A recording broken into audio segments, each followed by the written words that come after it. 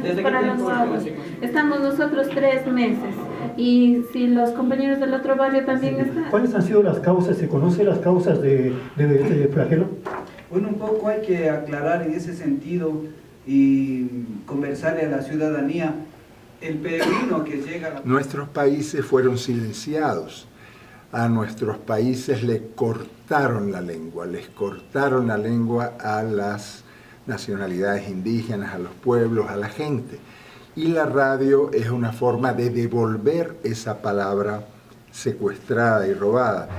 Pero no basta devolver la voz, hay que devolver el poder de ser gente, el poder de participar en la vida pública, el poder de tener una participación política, social, económica.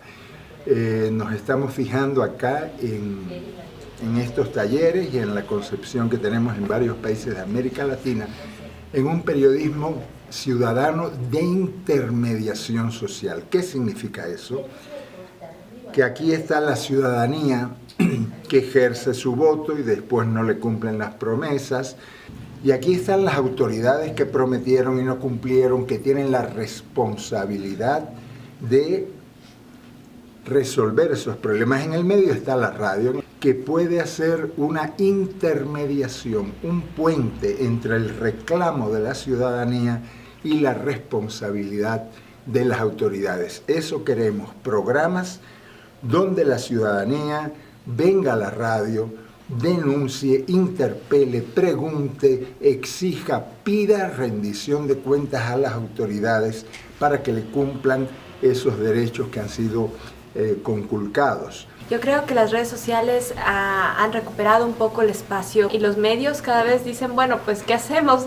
Nos están ganando la batalla, y no es que nos están ganando la batalla, sino simplemente tenemos que aprender de estas personas, entender que ya no estamos en este modelo vertical en donde el periodista tenía la última respuesta, sino que hay que colaborar entre todas y todos para crear nueva información, nuevos formatos. Yo escuchaba a un compañero de una radio argentina, nos decía, nosotros gracias a las redes, gracias a este internet, hemos podido hablar, hemos podido decir, ya no nos van diciendo, nosotros ya contamos nuestras propias realidades. Esto nos va a ayudar a tener una idea clara de cómo ayudar a la comunidad, porque recordemos que un medio de comunicación es creado con el objetivo de ayudar a la comunidad a conectarse en los diferentes problemas que tiene.